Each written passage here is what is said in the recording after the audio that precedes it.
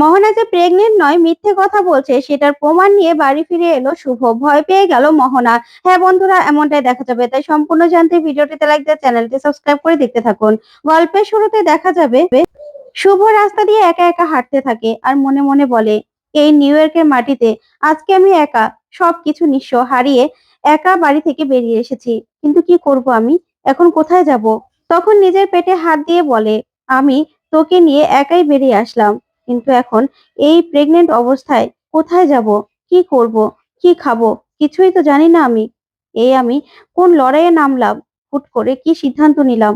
কিন্তু আমিও নদিয়ার মেয়ে, আমিও হেরে যেতে পারি না, আমিও হারবো না, হারবো না আমি। আমাকে যে লড়াইটা করতেই হবে। আমি সব সময় লড়াই করে এসেছি, এই জীবনে আমার অনেকবার লড়াই করতে হয়েছে, এবারও আমি হারবো না, আমি এই লড়াইয়ে জিতবই। কিন্তু আদি, তুমি তো আমার বিশ্বাস ভেঙেছো। তোমার কথা ভিন্ন, তোমার কথা আলাদা, কিন্তু কেন মনে হচ্ছে আমার সবকিছু অন্যরকম লাগছে, অন্য কিছু সবকিছু মিথ্যে।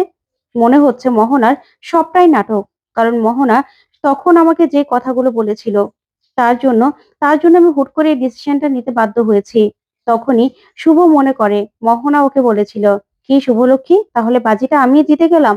তুমি তোমার আদিকে হারালে, আমি আমার আয়ানকে পেলাম। তখন এই কথাগুলো ভেবেই শুভ বলে, তার মানে মোহনা কি বোঝাতে চাইলো, ওর সঙ্গে আমার কিসের লড়াই, তাহলে কি আমি যেটা ভাবছি সেটাই ঠিক। ওইদিকে দেখা যাবে দাদু খুব অসুস্থ হয়ে পড়েছে। তখন মোহনা দাদুকে দেখতে আসলে ঠাম্মি বলে, একদম না, তুমি ওর কাছে যাবে না। তখনই ডোনা বলে, কেন ঠাম্মি, মোহনাদি তো ডক্টর। তখন ঠাম্মি বলে, ডক্টর ডাক, তো দাদুকে দেখাতে হবে। তখনই সুমিত বলে, হ্যাঁ ঠাম্মি, ডাকছি ডক্টর। তখন ডক্টর ডাকে, কিন্তু মোহনাকে কিছুতেই দাদুর ধারে কাছে ঘেঁষতে দেয় না ঠাম্মি। ওইদিকে আদি মনে মনে বলে, দাদু এদিকে অসুস্থ হয়ে গেল, শুভ তুমি এই অবস্থায় কোথায় চলে গেলে, ফিরে এসো বাড়ি। এদিকে শুভ বলে, না, আমি কিছুতেই হারবো না। মোহনা যে মিথ্যে কথা বলছে, আমার মনে হচ্ছে কোনো একটা গন্ডগোল তো অবশ্যই আছে, সেটাই আমাকে খুঁজে বের করতে হবে। সেই জন্যই তো আমি হুট করে এরকম একটা ডিসিশন নিয়েছি। হুট করে আমাকে যে জানতে হবে মোহনা কিসের জন্য, কিসের জন্য এরকম করছে।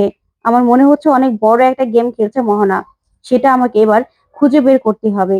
খুঁজে বের করবোই, কিন্তু কোথায় যাব আমি, একা একটা মেয়ে মানুষ, এরকম প্রেগনেন্ট অবস্থায় কোথায় যাব আমি, কি খাবো, সেটারও তো কোনো ঠিক নেই, কি করব আমি। তখন এই কথাগুলো ভাবতে থাকে শুভ, আর বলে, এরকম একটা ডিসিশন যে নিলাম হুট করে আমি, সেটা কি ঠিক করলাম? না, তুমি দেখো ঠাকুর, আমি যেন এবার সফল হতে পারি, সফল হতে পারি আমি। এভাবে কোনো বিপদের মুখে আমি আমার পরিবারকে ছেড়ে দিতে পারি না। আমার কেশব, আমার কেশব কেমন আছে? তারপরেই শুভ মোবাইলটা হাতে নিলেই বলে, এখন তো আমার ওষুধ খাওয়ার সময় হয়ে গেছে, কিন্তু আমি কিছুই তো খাইনি, খালি পেটে আমি ওষুধটা খাবো কি করে? তখন শুভ দেখে ওর ব্যাগে টাকা কিছুই নেই। তখন শুভ বলে, একটা ডলারও তো নেই আমার ব্যাগে, ডলার ছাড়া আমি কি করে ও খাবার কিনবো, আর ওষুধটাই বা খাবো কি করে? ওইদিকে দাদু খুব অসুস্থ। তখন ডক্টর আসে, ডক্টর এসেই দাদুকে দেখতে থাকে। তখন আদি ডক্টরকে বলে, আচ্ছা ডক্টর, দাদু ঠিক আছে তো, দাদুর বড় কিছু হয়নি তো? তখন ডক্টর বলে, দেখুন, অত্যন্ত মানসিক চাপে থেকে এরকম হয়েছে, ওনাকে এখন ফুলি রেস্টে রাখতে হবে। আমি মেডিসিন লিখে দিচ্ছি, ওনাকে যেন কোনোভাবে উত্তেজিত না হতে হয়, ওনাকে একদম উত্তেজিত করবেন না, ঠিক আছে? আমি মেডিসিন গুলো লিখে দিচ্ছি, মেডিসিন গুলো এনে তারপর ঠিক মতো মেডিসিন গুলো খাওয়াবেন, একদম রেস্টে রাখতে হবে। তখনই হীরক বলে, আচ্ছা ঠিক আছে ডক্টর, চলুন আপনাকে আমি ছেড়ে দিয়ে আসছি। তারপর হীরক ডক্টরকে নিয়ে সেখান থেকে চলে যায়। ওইদিকে ঠাম্মি বলে, কি থেকে যে কি হয়ে গেল কিছুই তো বুঝতে পারছি না। তখন ঋদ্ধি বলে, ঠাম্মি তুমি একদম চিন্তা করো না, তুমি দেখবে দাদু একদম সুস্থ হয়ে যাবে।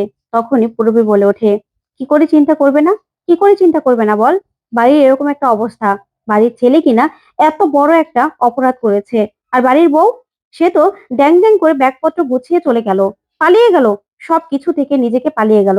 যে যাই বলুক না কেন, এই সব কিছুর জন্য দায়ী হলো শুভ, শুভ একমাত্র দায়ী। আজকে বাবার এই অবস্থা শুভর জন্য। তখন ঠাম্মি বলে, থামবে তুমি, কেন এসব কথাগুলো বলছো? তখন পূরবী বলে, কেন বলবো না মা? ওইদিকে আদি বারবার করে শুভকে ফোন করতে থাকে, আর মনে মনে বলে, শুভ তুমি প্রেগনেন্ট অবস্থায় কোথায় চলে গেলে, কোথায়, তুমি ফিরে এসো, ফিরে এসো প্লিজ, ফোনটা ধরো, তুমি আমার উপর আর রেগে থেকো না, প্লিজ ফোনটা ধরো। ওইদিকে শুভ হাঁটতে থাকে আর বলে, আমি যে খাবার কিনে খাবো, আমার কাছে তো ডলার নেই, কি করব আমি, খাবার ছাড়া তো ওষুধও খেতে পারবো না। তারপরে গোপাল ঠাকুরকে ব্যাগ থেকে বের করে নেয়। এইদিকে লোকজন সবাই বাদ্য বাজাতে থাকে। তখনই শুভ সবার সামনে বসে গান গাইতে থাকে। তখন লোকজন সেখানে ভিড় করে শুভর গান শুনতে থাকে আর খুব খুশি হয়। তারপরে দেখা যাবে সবাই শুভকে ডলার দিতে থাকে, যা দেখে শুভ অনেকটা খুশি হয়। তারপরেই সবাই মিলে হাতে তালি দেয় শুভর গান শুনে আর বলে, খুব ভালো লাগলো, খুব ভালো লাগলো। তারপর দেখা যাবে শুভ ডলার পেয়ে খুব খুশি আর মনে মনে বলে, এবার এবার আমি খাবার কিনে খেয়ে ওষুধটা খাবো। তুই দেখিস তোর মা তোর কিচ্ছু হতে দেবে না। আমি তোর ঠিক যত্ন নেব, যে করি হোক। তারপরে দেখা যাবে শুভ একটা দোকানে যেতে থাকে। এদিকে বারবার করে আদি শুভকে ফোন করতে থাকে, কিন্তু শুভ কিছুতেই ফোনটা রিসিভ করে না। ওইদিকে রূপক রূপক পূরবীকে বলে, আচ্ছা পূরবী, তুমি চুপ করবে? তুমি চুপ করো, একদম কথা বলবে না। এখানে শুভ দোষটা কোথায়? শুভ যে বাড়ি থেকে বেরিয়ে গেছে, শুভ পালিয়ে যায়নি। শুভকে বাড়ি থেকে বেরিয়ে যেতে বাধ্য করা হয়েছে, সেটা কি তুমি জানো না? তাহলে কেন শুভকে দোষারোপ করছো তুমি? কেন এসব কথাগুলো বলছো? তখনই সেখানে ডোনা চলে আসে। তারপরে রূপক বলে, শোনো, এসব কথা না একদম বলবে না, একদম বাজে কথা বলবে না। তখন সেখানে হিরোক এসে বলে, কি হয়েছে, তোমরা কি শুরু করেছো বলো তো?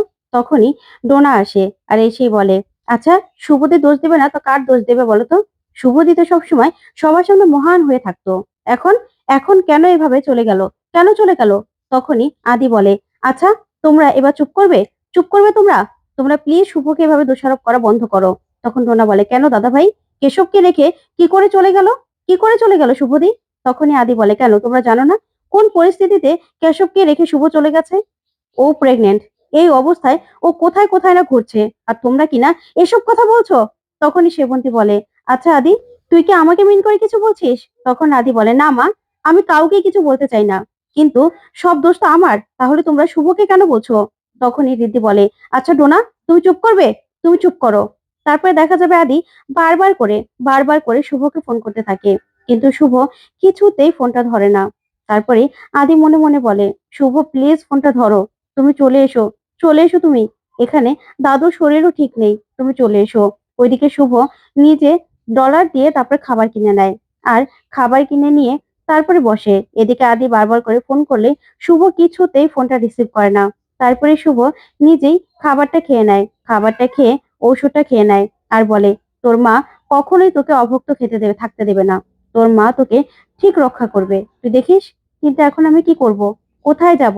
একা একটা মেয়ে মানুষ, অচেনা শহর, আমি কার কাছে গিয়ে আশ্রয় নেব? কিছুই তো বুঝতে পারছি না। তারপরে এই কথাগুলো ভেবে শুভ খুব কষ্ট পেতে থাকে। তারপরে শুভ হাঁটতে থাকলে হঠাৎ করে শুভর মনে হয় যে কেউ ওকে ফলো করছে। তখন শুভ মনে মনে ভাবে, কি হলো, আমার কেন মনে হচ্ছে যে কেউ আমাকে ফলো করছে? কিন্তু কে ফলো করবে? এই বলে পিছন দিকে তাকিয়ে শুভ দেখে কেউ নেই। তখন শুভ বলে, না তো, কেউ তো নেই, তাহলে কি এটা আমার মনের ভুল? না না, আমাকে দেখতে হচ্ছে। এই বলে শুভ আবার একটু হাঁটলেই পিছন দিকে তাকিয়ে কেউ একজনকে দেখে শুভ চমকে যায়।